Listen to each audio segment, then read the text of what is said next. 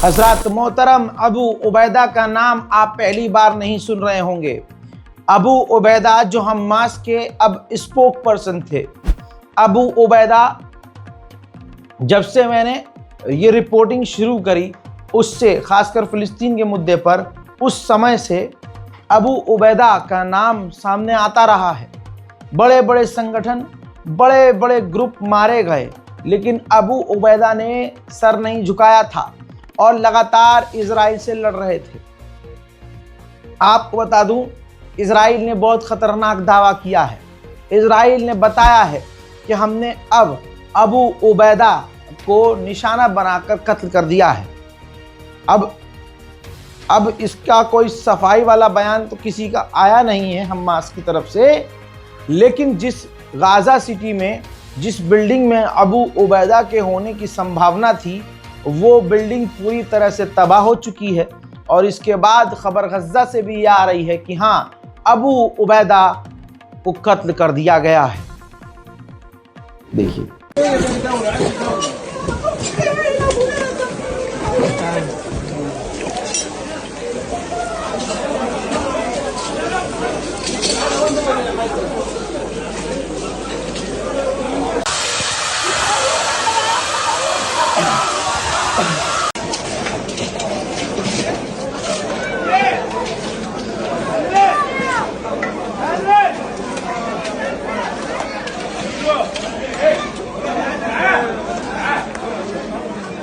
ये वो बिल्डिंग है जिसकी हालत देखने के बाद साफ हो गया है कि अगर अबू उबैदा इस घर के अंदर थे तो अब वो इस दुनिया में हो नहीं सकते।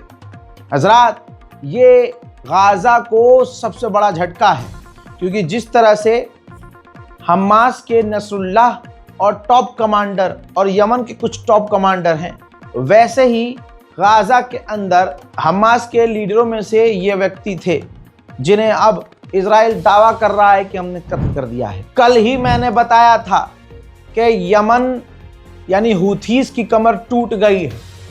हूथीज ने सफाई नहीं दी है और इजराइल ने पूरी कैबिनेट को ख़त्म कर दिया है। इजराइल पूरी दुनिया के लिए कितना बड़ा ख़तरा है कि ये किसी को भी आतंकवादी बताकर पूरी सरकार गिरा देता है, बल्कि गिराता नहीं है भाई, कत्ल कर देता है। बजाते रहिए ताली, इजराइल के लिए एक दिन नंबर तुम्हारा भी आएगा।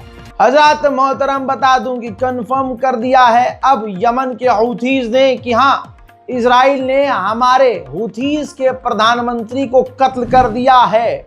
और साथ ही आप बता दूं, यमन के हूथीज की पूरी कैबिनेट को मिटा दिया है। Prime minister Ahmed Ghalib al Rahawi को कत्ल कर दिया है। यमन के हूथीज के ministry of social affair Samir Mohammed Ahmed Bajala को भी कत्ल कर दिया है। मिनिस्टर ऑफ एग्रीकल्चर हूथीज के रदवान अली अल रुबाई को भी कत्ल कर दिया है। अल्लाह अकबर, ये सुन लीजिए ध्यान से। मिनिस्टर ऑफ इकोनॉमी हूथीज के मईन हाशिम अहमद महाकरी कत्ल कर दिए गए हैं।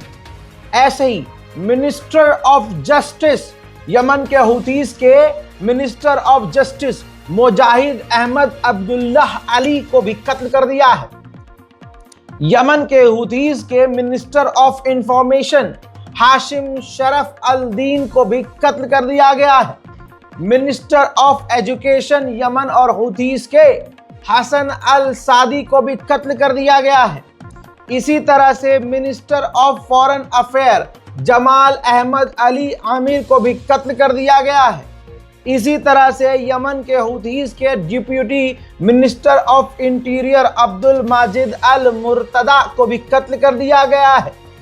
इसी तरह से commander of military operation Shakir al Sharqabi को भी कत्ल कर दिया गया है। पूरी यमन की हूथीज की कैबिनेट को कत्ल कर दिया, ठीक वैसे ही जैसे नसरुल्लाह समेत उनके तमाम साथियों को कत्ल कर दिया। मिडिल ईस्ट में एक और ताकत को इजराइल ने मिटा दिया और इतनी शांति है यमन में। यमन के हूथीज से बहुत उम्मीद लोगों को थी, क्योंकि अभी कुछ दिन पहले तक यही हूथीज इजराइल पर मिसाइल दागने की हिम्मत कर रहा था और लाल सागर में इसने पूरी तरह से कंट्रोल पाया हुआ था। आखिरकार अब ये संगठन भी पूरी तरह से तोड़ दिया गया है। झूठ और सच की लड़ाई में नंगी हो रही है दुनिया। माइक्रोसॉफ्ट ने 4 और एम्प्लॉइज को, अपने यहां काम करने वाले लोगों को निकाल दिया है। 4 एम्प्लॉइज को। क्यों? क्योंकि वो इजराइल के खिलाफ प्रदर्शन में शामिल थे, सोशल मीडिया पर इजराइल के खिलाफ लिख रहे थे और माइक्रोसॉफ्ट की पोल खोल रहे थे। वहीं यूरोपीय यूनियन ने भी अपनी औकात दिखाते हुए पलट दी है बात को। कहा कि अभी भी बहुत सारे ऐसे देश हैं जो इजराइल पर पाबंदी लगाने से इनकार कर रहे हैं और बहुत सारे देश ऐसे हैं जो हमारा साथ नहीं दे रहे हैं।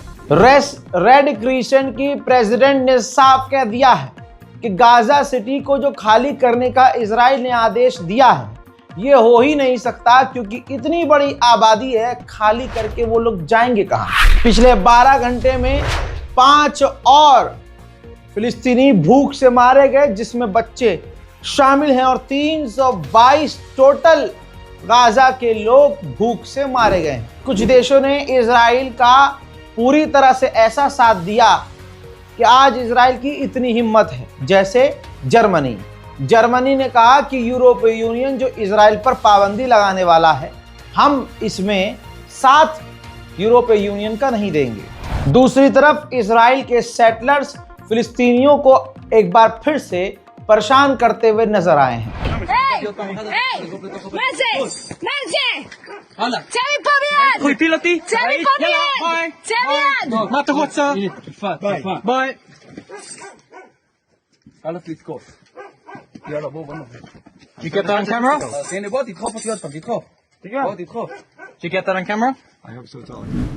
अल्लाह अकबर। अब दोस्तों, कुछ खतरनाक विजुअल्स इजिप्ट की तरफ से। मिस्र ने अपने सिनाई के इलाके में जो पूरी फौज तैनात की है, पूरी फौज, fighter jet, attack helicopter, tank, radar system, defence system, ये पूरी की पूरी जो ताकत तैनात की है, इसका वीडियो जारी किया है। नहीं पता और ज़्यादा ना खुश होने की ज़रूरत है कि इजराइल के सपोर्ट में ये ससुरे ने तैनात किया है या इजराइल के विरोध में, लेकिन मेरा मानना यह है कि इजिप्ट पर भरोसा ना करें तो ज़्यादा बेहतर है। लेकिन उम्मीद हमें करनी चाहिए, क्योंकि अल्लाह न जाने कब किसका ईमान जगा दे, कब किसका दिल पलट दे। इजिप्ट ने अपनी ताकत सिनाई में दिखाई है और वीडियो ऑफिशियली जारी किया है।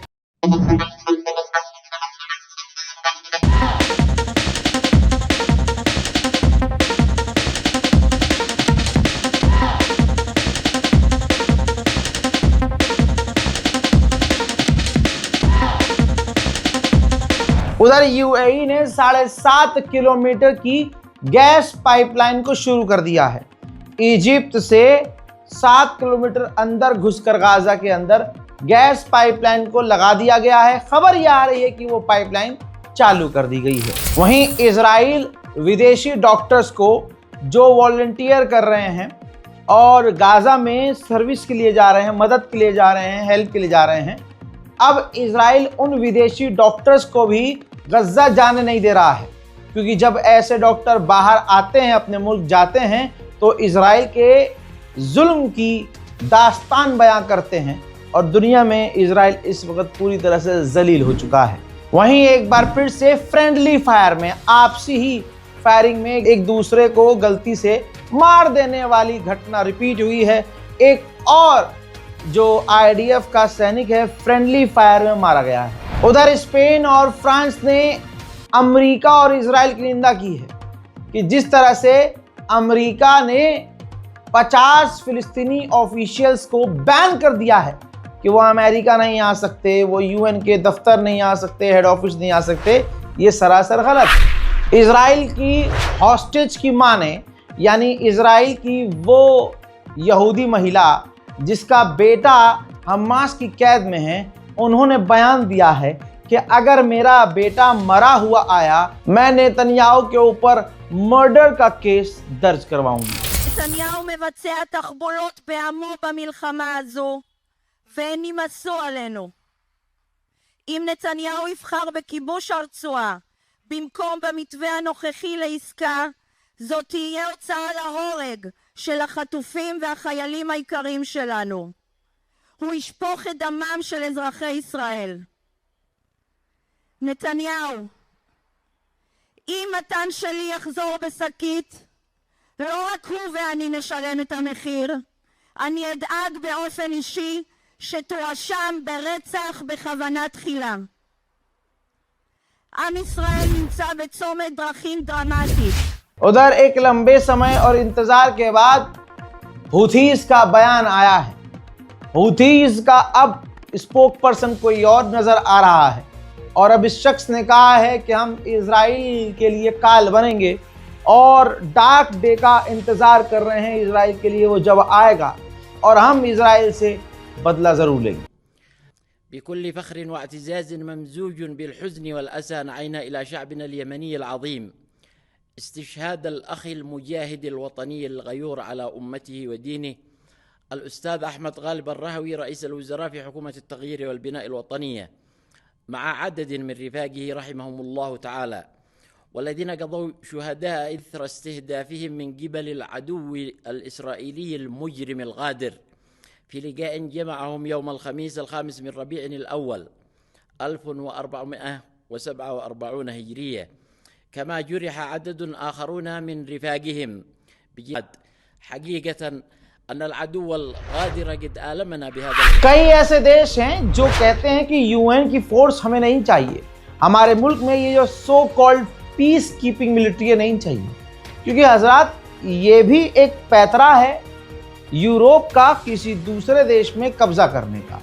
इसका लाइव एग्जांपल ये है कि अगर आप 20 लोग हैं, आप 20 लोगों की फौज अगर मेरे घर आएगी और मेरे घर में रहेगी तो मेरे देश की भी फौज आपके साथ मिलकर मेरे मुल्क में ऑपरेशन करेगी। मेरे देश के अंदर मेरी सेना के बिना आप कुछ नहीं कर सकते। सिंपल है, क्लियर है, समझ में आ गया।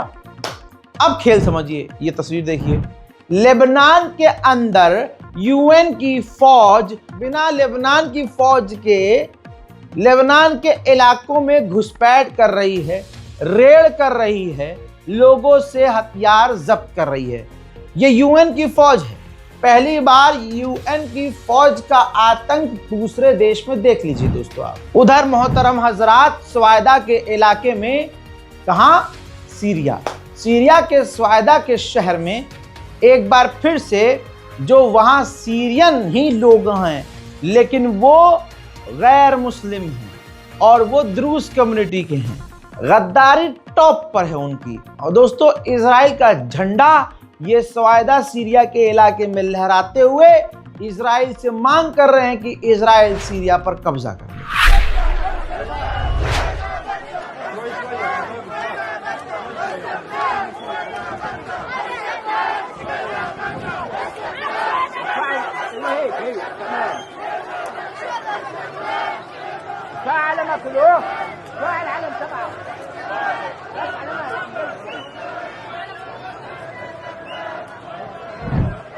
देख लीजिएगा जो हालात बनाए जा रहे हैं, ये इजराइल बनवा रहा है और सीरिया पर इजराइल कब्जा करेगा।